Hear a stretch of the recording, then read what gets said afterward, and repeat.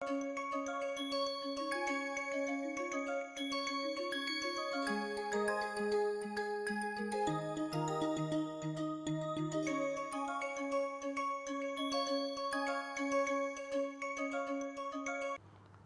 in our discussion on the second order partial differential equations, so far we have considered partial differential equations second order in two independent variables. In this lecture and the next, we are going to discuss second order partial differential equations in more than two independent variables.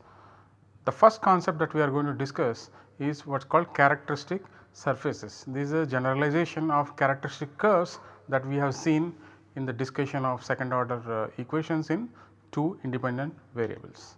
So, the outline for today's lecture is we first recall the characteristic surfaces and classification which was done in two dimensions, which is same as in two independent variables whatever we have covered for the partial differential equations, where we called it was a characteristic curves, and we have of course classified based on characteristic curves. So, we will recall that and then we generalize that to higher dimensions, and they are now called characteristic surfaces for obvious reasons, because they are going to be one dimension less. For example, characteristic curve, it is a curve in R2. So, now here we will have to imagine things which are just one dimension less. So, that is why we will come to that, then we will understand what this means. And then we classify the linear equations in more than two variables. So, linear PDE in d dimensions, this is how we call it, is an equation of this form. This is the most general linear partial differential equation in d independent variables. Often we call that d dimensions, PDE in d dimensions means there are d independent variables. Sigma ij equal to 1 to d aij of x dou to u by dou xi dou xj. This is often called what is called a principal part of the PDE.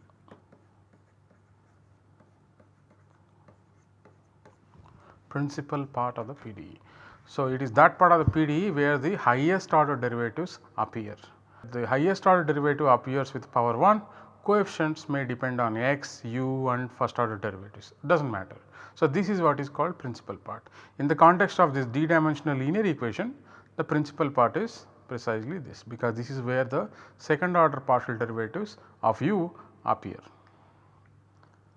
If you recall, in the case when d equal to 2, the classification and the characterization of characteristic curves is actually based on the principal part. So, similarly it is going to play a role even in higher dimensions.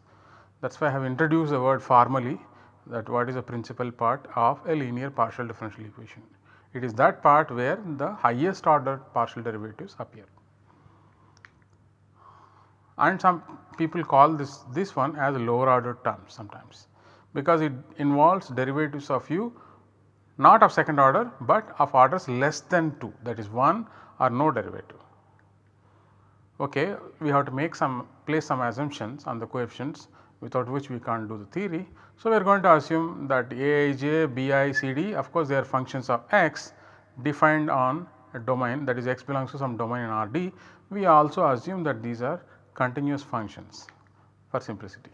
We most importantly assume that aij equal to aji, because aij is a coefficient of dou to u by dou xi dou xj, aji is a coefficient of dou to u by dou xj dou xi. And if you are expecting a twice continuously differentiable function as a solution to this equation, then dou to u by dou xi dou xj is same as dou to u by dou xj dou xi. The order in which you take the second order partial derivative does not matter. Therefore, we can always make this to be symmetric, aij equal to aji. Okay. So, this is a condition that we must place. So, let us assume this, and this x which is in the bold face actually stands for x1, x2, xt in Rd. So, what is a Cauchy problem for the equation dl, that is d dimensional linear equation? This is a shortcut form of calling d dimensional linear equation, we just call dl. So, what is a Cauchy problem? Take gamma subset of Rd, which is a regular hypersurface. Let u and all of its partial derivatives namely ux1, ux2 up to uxd be prescribed on gamma. This is often called Cauchy data. Cauchy problem for DL consists of finding a C2 function defined in a neighborhood of gamma, because that is where the function u and the partial derivatives are prescribed, or even a part of gamma. Now, we are used to this idea that Cauchy problem need not have solution defined around entire gamma, it could be a part of gamma, such that u solves DL, it should be a solution of the partial differential equation, and the given Cauchy data should be satisfied by u. Now, what is the meaning of gamma inside gamma subset of RD is a regular hypersurface? There are two words, regular and hypersurface. Normally hypersurface means somebody who is just one dimension less in the whole space. For example, in R3 a plane would be a hypersurface, two dimensional plane, or a sphere, that will be hypersurface, because a sphere can be described using 2 parameters, whereas in R3 we need kind of 3 parameters. So, that is the meaning of the hypersurface. And what is regular? It is something about smoothness, we will see that. So, when d equal to 2, how did we define gamma is a regular curve? First of all, we considered gamma, which is a parameterized curve to start with, and regularity meant that at every point of gamma there is a well defined tangent. Equivalently, it means that a well defined normal exists at every point of gamma. Even in higher dimensions, gamma may be taken as a parameterized surface, parameterized by d minus 1 parameters. When d equal to 2, the curve prescribed by 1 parameter, when you are in RD it will be prescribed by d minus 1 parameters. So, parameterized by d minus 1 parameters. Regularity means that at each point of gamma, in the case of d equal to 2, we said well defined tangent, now that becomes well defined tangent plane exists. Therefore, equivalently a well defined normal exists at every point of gamma. We will come back to this discussion towards the end of this lecture. When d equal to 2, the function u and only its normal derivative were prescribed, right, recall lecture 3.1. But we found that it is equivalent. What is equivalent? Prescribing function u and only its normal derivative. This is equivalent to prescribing u and all its partial derivatives. Why is it so? Because the gamma was a regular curve, we can determine all derivatives if you knew the function and the normal derivative.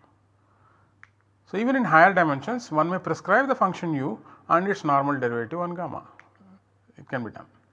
In such a case, what do you have? All tangential derivatives are completely determined on gamma. Why is that? Because the function is given on gamma and they are d minus 1 in number. Normal derivative is also prescribed. For example, imagine your gamma is let us say in d equal to 3, gamma is xy plane. So, you are prescribing u on xy plane, it means automatically ux and uy are determined on the xy plane. Okay. So, these are the tangential derivatives which are obviously d minus 1 in number, that is 2 in number, ux and uy. Normal derivative is nothing but uz. So, if you give uz, you have 3 derivatives. Now, same thing is true even if gamma is not xy plane, gamma is a regular hypersurface. So, if in case of regular hypersurface you are given u on gamma, therefore, all tangential derivatives can be determined. Keep in mind the example of the xy plane as gamma and RD is R3. Normal derivative is also prescribed, thus a total of d directional derivatives are determined along gamma, d minus 1 is here and one more here, therefore, d minus 1 plus 1, that is d. So, you have d directional derivatives, and important thing is the directions are independent directions. Since gamma is a regular surface, prescribing any d directional derivatives in independent directions is equivalent to prescribing all the d partial derivatives ux1, ux2 up to uxd.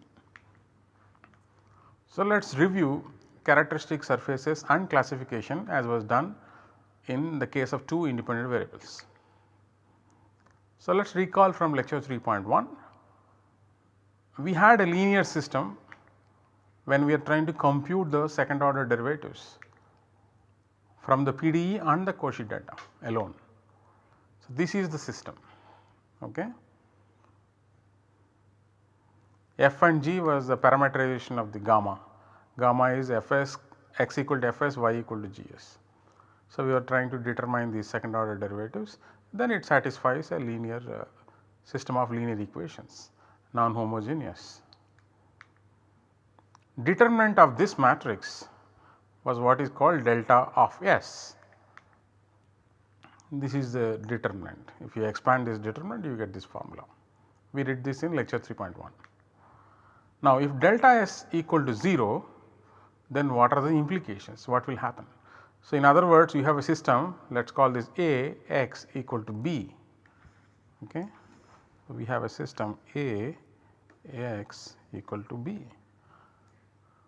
and determinant of A equal to 0. What can you say about the solutions of the system A x equal to B?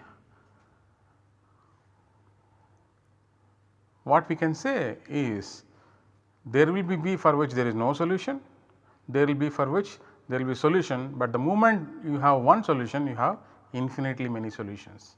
So, you will never have a unique solution, either you have no solution or infinitely many solutions. So, if delta is equal to 0, then this system can have no solutions. When will that happen? When the data is incompatible with the PDE. It can have infinite number of solutions. This will happen when you have compatibility between the PDE and the Cauchy data. The next example illustrates these possibilities very clearly. It is a very simple partial differential equation. So, the Cauchy problem is u x y equal to 0 and u of x 0 is given to be f x, u y of x 0 is given to be g x. Okay, that is u is prescribed, okay, and the normal derivative is prescribed on x axis. Here gamma is x axis. What about this problem? The general solution of the PDE u x y equal to 0 is given by a function of x plus a function of y, because you integrate this u x y equal to 0, imagine it is d by dy of u x equal to 0, then u x becomes a function of x and you integrate, you get this, it is a function of x plus function of y. This u satisfies the Cauchy data. What is the Cauchy data? These are the equations. So, when is u x 0 equal to f x? Substitute here, put y equal to 0, you get f of x plus g of 0 must be equal to small f of x. This is the first condition. What about the second condition? You need to differentiate u with respect to y, that will give you g prime y, and when y equal to 0, that is g prime of 0, that will give you g x. So, these are the two conditions that we get.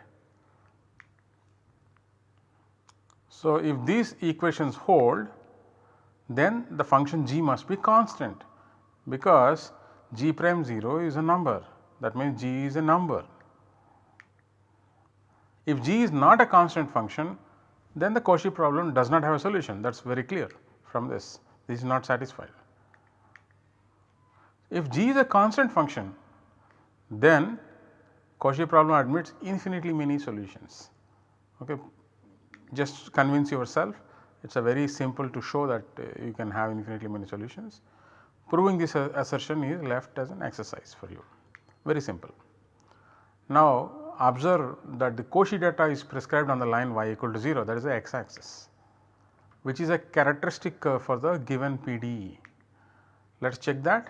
Delta S, this is the formula, C f prime square minus 2b f prime g prime plus a g prime square. What are a, b, c in our case? A and c are 0. Our equation was u x y equal to 0, right. So, a and c are 0 and gamma is x axis, therefore, f s is yes and g s is 0. When we plug in this into this, what we get is delta s is 0. So, it is a characteristic curve and clearly u by y cannot be determined along x axis using the equation and the Cauchy data, because Cauchy data gives you only u x and u y anyway is given, but u by y you cannot get. because it is not there in the equation.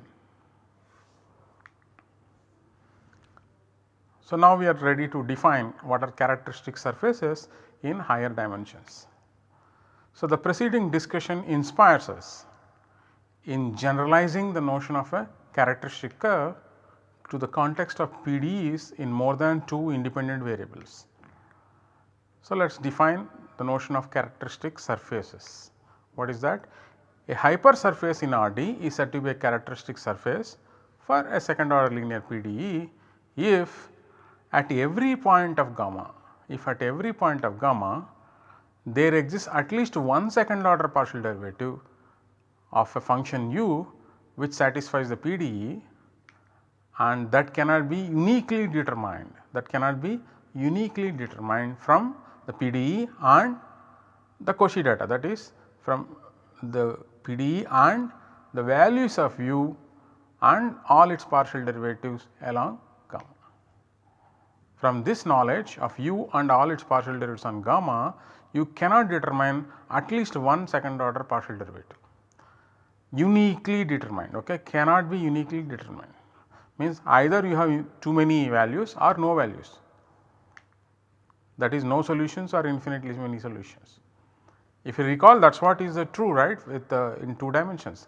When delta s equal to 0, we have the 2 possibilities which were seen in the last example. So, let gamma be a hypersurface. Now, we are going to define a non-characteristic hypersurface. Gamma is said to be a non-characteristic hypersurface. Recall what we have defined in the previous slide. What is a characteristic surface? Now, we are defining what is called non-characteristic hypersurface. What is that? At every point of gamma, all the second order partial derivatives of a solution to the PDE can be determined uniquely from the PDE and the knowledge of u along the gamma and partial derivatives of u along the gamma. Now, I would like you to think over the following. Understand the difference between gamma is not a characteristic hypersurface. On the previous slide, we defined what is the meaning of gamma is a characteristic hypersurface. Okay. Therefore, gamma is not a characteristic hypersurface and gamma is a non-characteristic hypersurface. There is a difference. Okay. I just give you a hint. Understand the difference between delta s identically equal to 0 on I. In fact, this is what we call a characteristic curve if this happens, and delta s is never 0. That means that curve was non-characteristic curve, that is the difference. One is not a negation of the other. You may call one is the extreme negation of the other, that is fine, but you must understand the difference between not a characteristic hypersurface and non-characteristic hypersurface, both are different. We have a theorem. Let u be a C1 function on a domain omega in RD. Let gamma be a regular hypersurface and u be C2 on omega minus gamma. That means, what we are thinking of is a situation like this. You have a omega and you have a gamma, okay. Then u is C2 here, u is C2 here at all these points, but u is C1 throughout, and jumps across gamma for all second order derivatives are defined. That means that at points here, at points on gamma, look at any derivative that you think of, u x1 x2, this is one partial derivative, this jump is defined. That means u x1 x2 coming from this domain, let us call this omega 1, call this omega 2. At a point here, the ux1 ux1 x2, this second order derivative has a meaning, that means it is continuous from this side.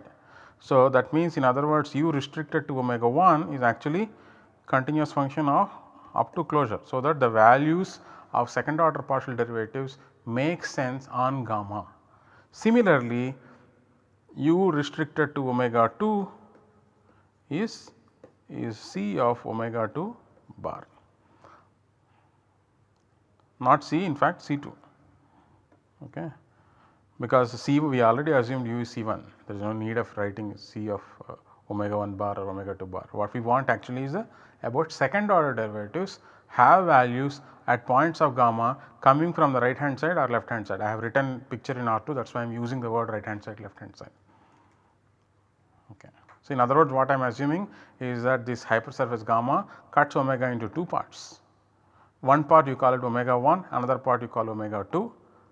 U is C1 on the whole domain omega, but on each part U is C2 of omega I bar when you restrict it to omega I. So, that jumps, these are well defined quantities. So, now I am going to talk about that in the next hypothesis.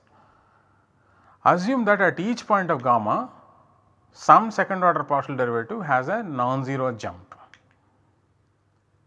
and let U be a solution to the PDE in both the parts omega 1 and omega 2 as I have written down. Then conclusion is about gamma. Gamma must be a characteristic surface. The hypersurface gamma must be a characteristic hypersurface.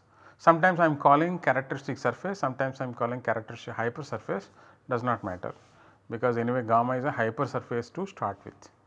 So, it is a characteristic surface. Suppose it is not a characteristic surface. So, the proof is going to be like this. I assume that the conclusion does not hold, and I will show that one of them does not happen. In fact, I am going to show this does not happen. All second order derivatives are continuous across gamma. I am going to show that. So, that will prove this theorem. So, assume gamma is not a characteristic surface. Okay. Then there is a point of gamma at which all second order partial derivatives are determined uniquely, call that point P. There is at least one point, so call that point P. All the second order partial derivatives can be uniquely determined from the PDE and the knowledge of U and all its partial derivatives along gamma. This is always there. Okay. From this is what we call Cauchy data in the Cauchy problem. From there and the PDE we can determine all second order partial derivatives uniquely at that point. Now, this is where you should compare with what we did in lecture 3.1. Expression for them involves expression for what? Expression for the second order partial derivatives involves U and its partial derivatives along gamma apart from the coefficient functions in the PDE Aij, Bi, C and D. We assumed U is C1 of omega and Aij, Bi, C, D are continuous. Therefore, at P we get the same values for all second order partial derivatives on gamma. Whether you come from the omega 1 side or omega 2 side, you have the same value. That means no jump across gamma. Thus, all the second order partial derivatives are continuous across gamma, and as we discussed at the beginning of the proof, this finishes the proof of the theorem. How to identify characteristic surfaces? This is the next question, because what we have defined characteristic surface, it is a qualitative definition. Okay. It just says that some second order partial derivative is not uniquely determined at each point of gamma. Such a gamma was called characteristic surface. This is a qualitative definition. Now, we would like to have a quantitative version of this, so that we can go and find some characteristic surfaces. So, therefore, it is useful to find a quantitative criteria. The example which we discussed at the beginning of the lecture suggests the following: if dou 2u by dou xk square does not feature in the equation, then xk equal to 0 would be a characteristic surface. In that example, what was the example? It was uxy equal to 0, right, and we have looked at ux0 is given to be f and uyx0, this is a normal derivative, given to be g, and we could not get what is uyy using this PDE and the Cauchy data. Uyy was missing. So, if some derivative is missing, then that variable equal to 0 will be a characteristic surface, this idea. So, this discussion gives rise to a necessary and sufficient condition for a regular hypersurface. Now, we are going to look at hypersurfaces of this form phi x equal to 0 to be a characteristic surface. This means set of all x in RD such that phi x equal to 0, so called level set of the function phi. We are going to derive a necessary and sufficient condition for regular hypersurfaces of this form to be a characteristic surface. So, let gamma be a regular hypersurface defined as the level set of a smooth function phi 1 from RD to R. What is the definition? Set of all x in RD such that phi 1 x equal to 0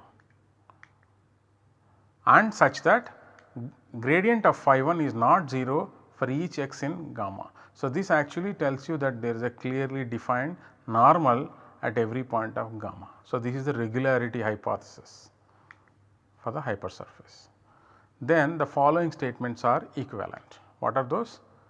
Gamma is a characteristic surface for DL, that is same as saying that this phi 1 gamma is defined through the function phi 1, that phi 1 satisfies this PDE. What is the PDE? Grad phi 1 dot A of x grad phi 1 equal to 0. What is A? A is the matrix Aij, which is appearing in the principal part of the equation DL. So, this is an equation for characteristic surface. A level set phi 1 x equal to 0 is a characteristic hypersurface if and only if this equation is satisfied. Of course, this is a first order PDE, non-linear. Okay. So, consider a non-singular coordinate transformation given by x1, x2, xd going to eta 1, eta 2, eta d and eta I equal to phi a of x. We were given only phi 1 of x, therefore, eta 1 is phi 1 x. Now, you find phi 2 of x, phi 3 of x, phi d of x, so that we have this coordinate transformation defined, which is very easy. So, it can always be done, that is an exercise in analysis. Essentially what we are asking is, can you, given a function phi 1 with grad phi 1 non-zero, can you find phi 2, phi 3 up to phi d such that certain Jacobian is non-zero? Okay. That is the question, it is possible. Now, under the change of coordinates, we have a new function w related to u, w of eta 1 eta d such that u at the point x is equal to w at phi 1 x, phi 2 x and phi dx. Now, the given PDE will be transformed into the new coordinate system, and then we find conditions under which dou 2 w by dou eta 1 square does not appear. Remember, eta 1 equal to 0 is same as set of all x such that phi 1 x equal to 0 is a hypersurface, and that is precisely our gamma. So, we know that disappearance of this is a sufficient condition for gamma to be a characteristic surface. So, we ask the question, is it also a necessary condition? Answer is yes.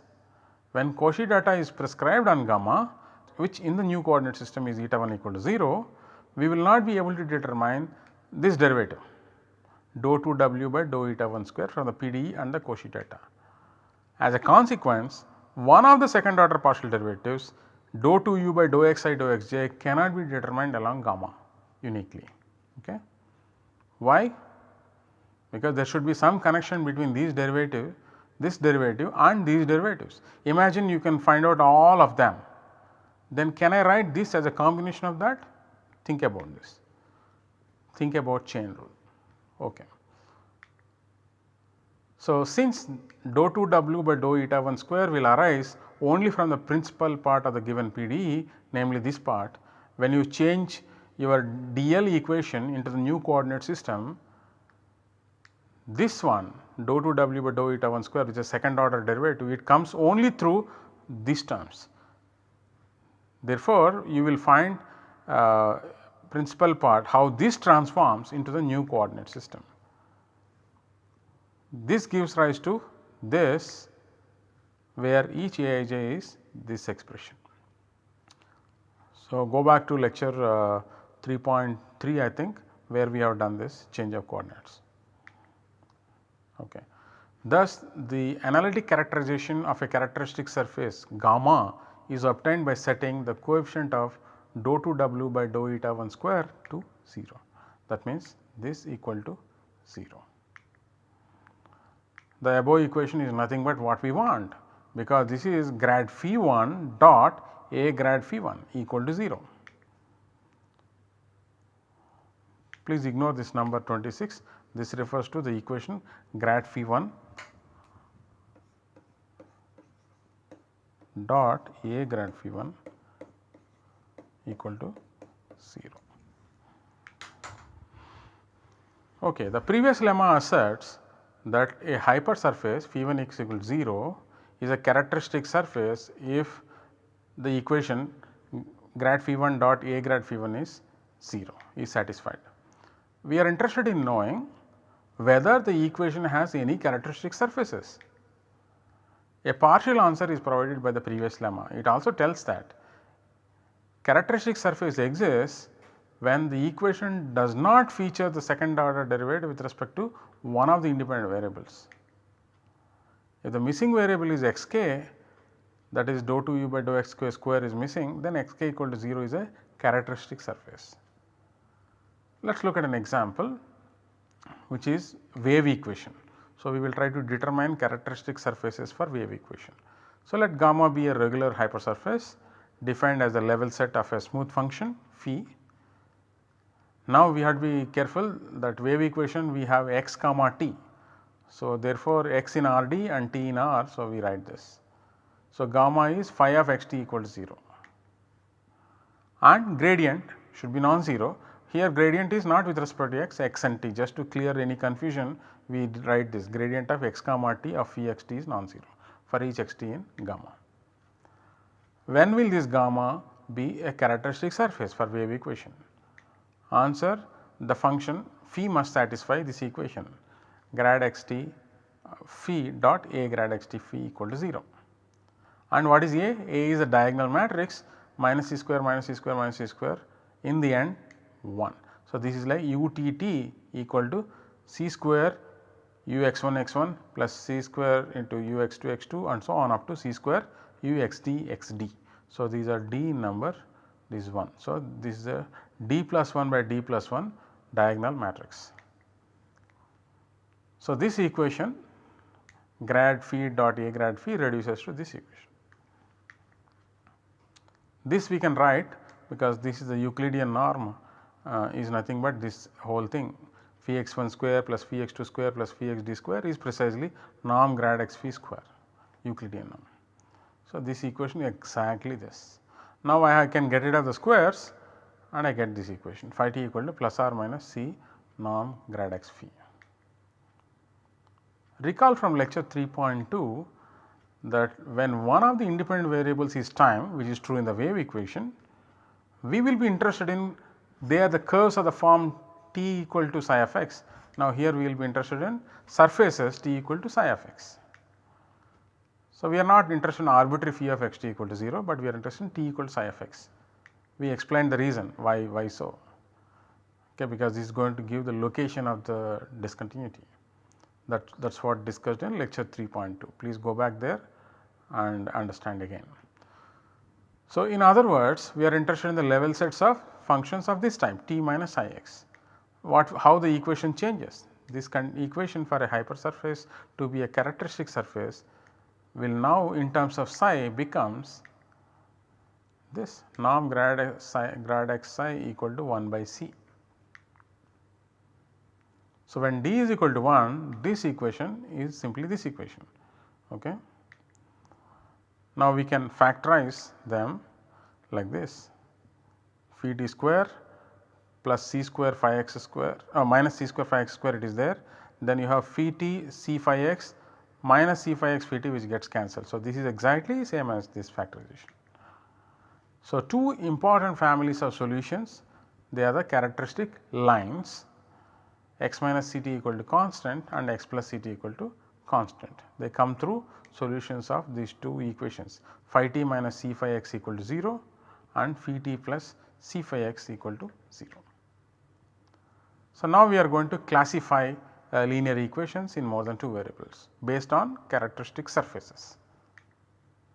So, a linear second order PDE is called elliptic if it has no characteristic surfaces, parabolic if there exists a coordinate system such that one of the independent variables does not appear at all in the principal part when the equation is written in that coordinate system, and the principal part is elliptic with respect to all the variables that appear in it. Hyperbolic if it is neither elliptic nor parabolic. So, now we finish this lecture with a comment on the regular hypersurfaces that we started discussing at the beginning of the lecture when we introduced the Cauchy problem. So, Cauchy problem is posed on any hypersurface gamma.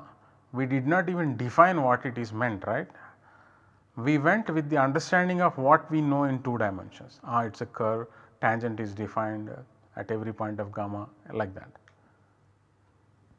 So, naturally we understood by a hypersurface a geometric object in RD which is parameterized by d minus 1 parameters.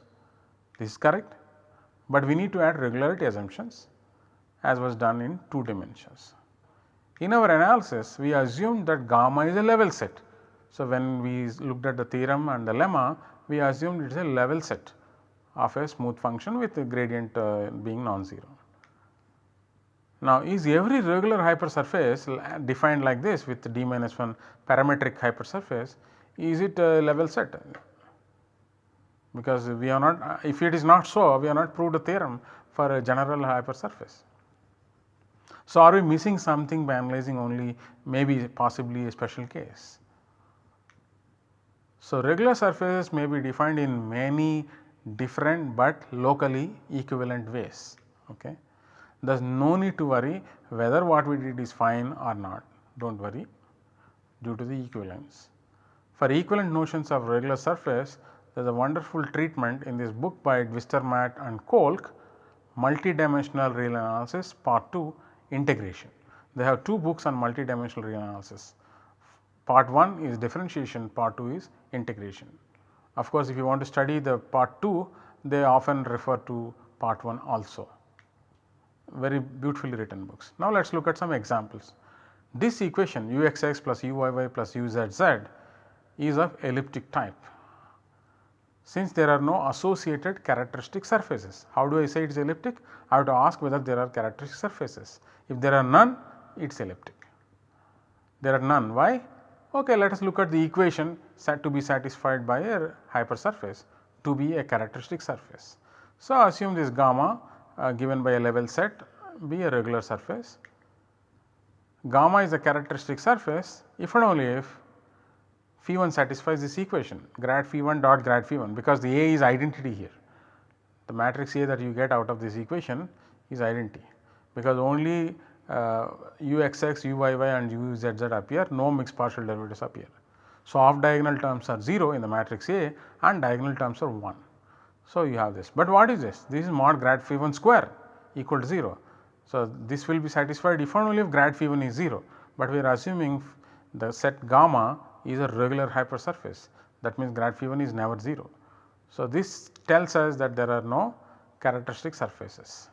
Therefore, the equation is elliptic type. Look at this equation ut equal to uxx plus uyy. This is a parabolic type. Check the definition. Okay, I will not discuss this. Please check by the definition, that is not, it is a parabolic equation. Now, this equation utt equal to uxx plus uyy, it is of hyperbolic type. It is actually a wave equation in 2 space dimensions. It is of hyperbolic type. Check that it is not elliptic, this is what we have to do. It is not elliptic, it is not parabolic, and by definition it is going to be hyperbolic. So, let us summarize. Inspired by discussions of lectures 3.1, 3.2, 3.3, we defined the notion of a characteristic surface in more independent variables, PD in more independent variables, derived a necessary and sufficient condition for a regular hypersurface which are level sets to be characteristic surfaces, and characteristic surfaces for a wave equation are analyzed. That is what we did towards the end. Using the notion of characteristic surfaces, we have classified linear partial differential equations in more than 2 independent variables. Thank you.